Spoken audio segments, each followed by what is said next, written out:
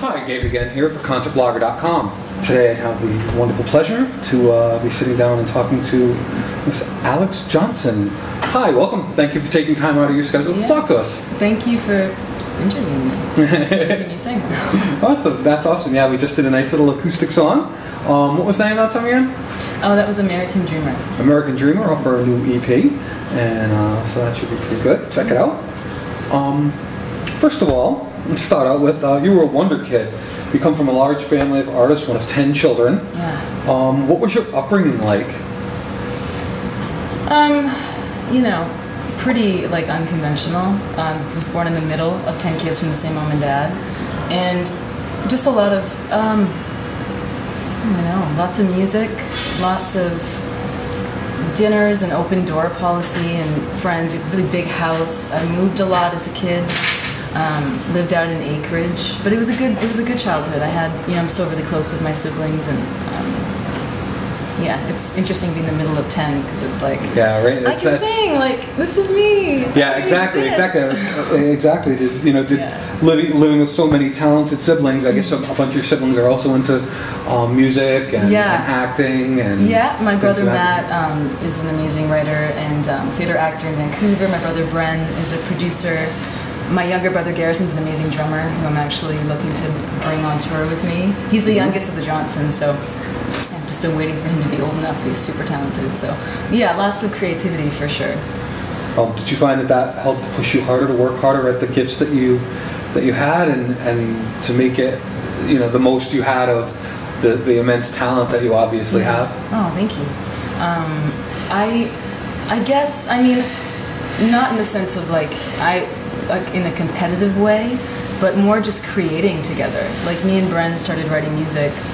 He played drums in a band, and my older brother, I have 4 older brothers. I always thought they were so cool, and I would listen to like Offspring and Rage Against the Machine and Green Day, like their older records, and I think just by default we just ended up writing music together and made a little makeshift closet and like a recording booth, and since then it's a pretty cool connection that I have with my family, that we can do that and jam and create like that.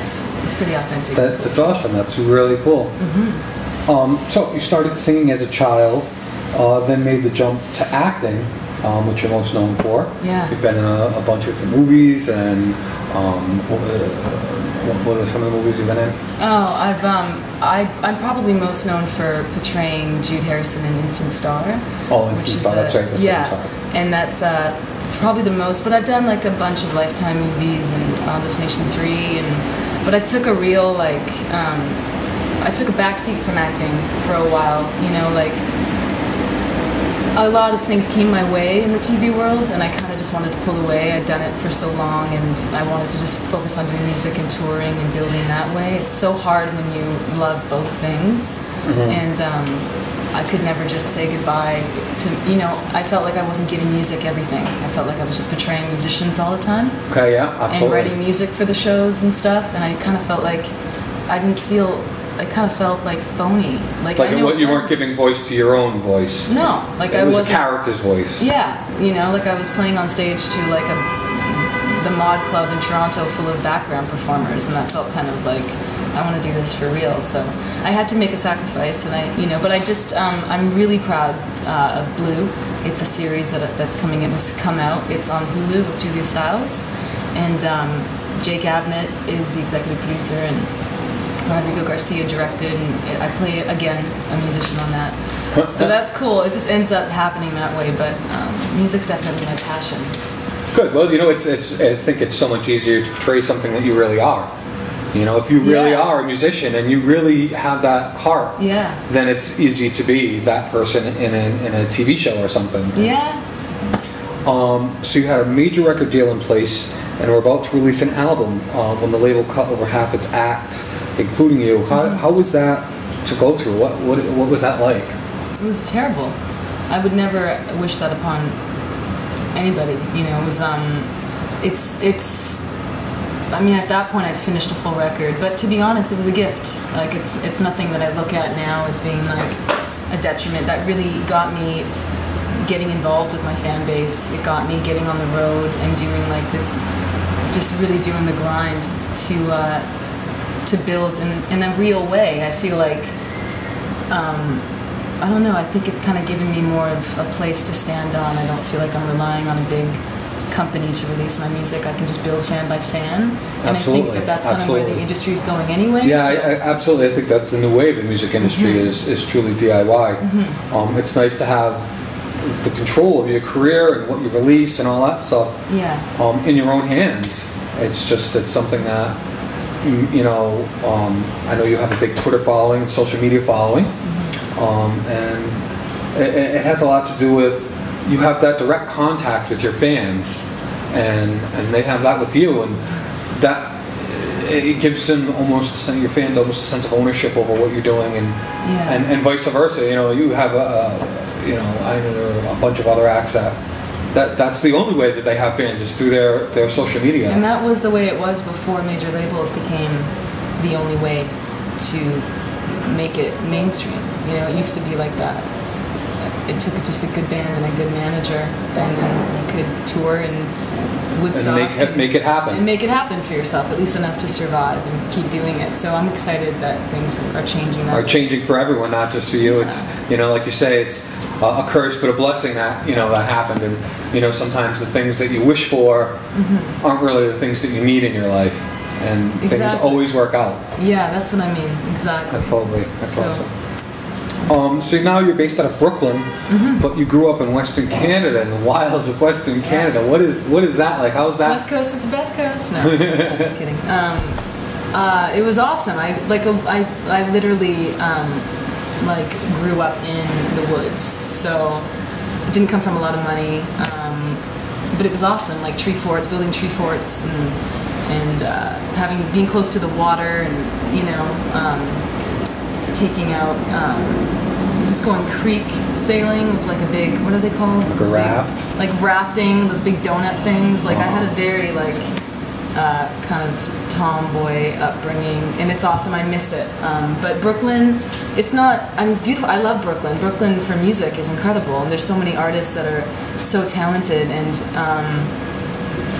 willing to, they put music first, and that's really cool. Nobody's trying to make a quick buck. I find, like with the musicians I meet, it's very authentic and cool.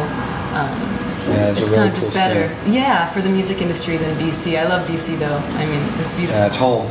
Yeah, it is home, and I don't know when I'll go back. I'll just.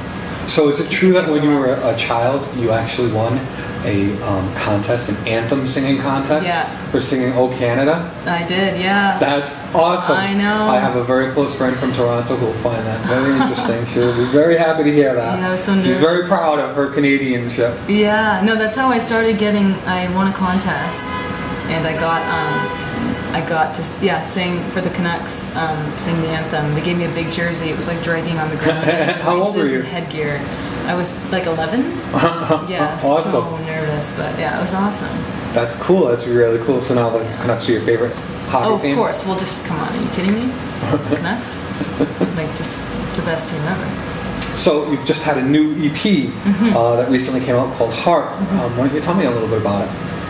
Heart is it's a sample. It was put out. I was raised. I was able to do Heart because of my pledge backers.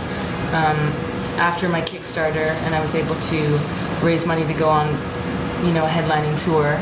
I turned to Pledge, which is a music-based music platform, to raise the funds to do it. And the album's not ready, so I decided to put out an EP of the songs that I felt represented me right now, that are done, and that I can just give back for the patients. There's 2 more tracks I'm finishing on the record right now. So it's really close to being done, and I just, I wanted to get it out there. I felt like just felt like it was the right time. And I was also doing a European tour, and I wanted to perform new songs and engage with the new materials. Have them know what the material was, maybe a little bit. And I think it's kind of too part of I found my Skipping Stone EP and then the Heart EP. It's nice to put out bits of music as you go. I think it just felt like the right thing to do, so I did it. Awesome. Are you doing any upcoming shows in the near future? I can't announce yet, but I have some. I'm very actively looking for a tour to keep playing before my album release and my headlining tour that's happening probably in the fall. So I have some exciting news, but not quite yet. We're a little early. Socials. Well, you know, it keeps people coming back. And they have to come back and check this article. You gotta come back and check it out. You know what I'm saying? Yeah, absolutely. We'll put a link up when you do your announcement. Awesome. And I have one last question that I ask all my interviewees. It's a little bit different. Okay. I would like to know what's something about yourself that most of your fan base would not really know about you.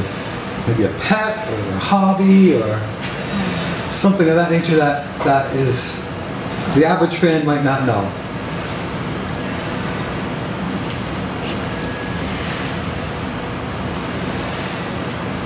I don't know.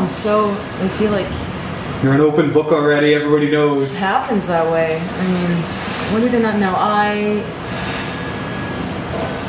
Let me think about that. I don't know. I've said things. What do I love? I love cooking food. I did have a dog, and I had a dog, a little dog named Doe. It was a Pekingese Chihuahua, and I got it because my brother and his wife had a bunch of puppies, a litter of puppies. So I kept, actually every Johnson got a puppy. And I went to the studio a couple times, and I trained her, and she was fun. But every time I went into the studio, if I didn't give her enough attention, she would like pee on equipment and stuff like that. Oh, that's a negative thing. Yeah, I didn't know what to do, and I love her, and I was like, I'm either going to keep her in Brooklyn, and then my mom found a way to like. So now Doe's in BC on acreage. She's very happy and free, but she still knows I'm mom, which is so funny because every time I come back, she does like the whole lays on her back and like hello, just completely like submissive. It's so cute, but I miss her. It's not when I tour so much. I feel like I don't want her to have that kind of lifestyle. Absolutely, like in the thing on planes. I don't think it's as healthy. So she's with my mom in BC. So yeah, maybe they don't know that. I do have a dog. You do have a pseudo situation. But I feel like you have a dog, but it's complicated. It's like your Facebook status. Yeah. It's to have a dog, but it's complicated. Well, I'm sorry if I brought up any wounds. No, it's okay. It's good. Yeah, Doe, dear. So that's definitely something that people will not know. Yeah. Well, thank you so much. Thank you. We look forward to seeing you out there on the road as soon as possible, and we'll keep an eye out, and we'll definitely post any updates as to any new tour dates. Awesome. And thank you so much for taking your time. Thank you. Alrighty. Bye-bye. See you.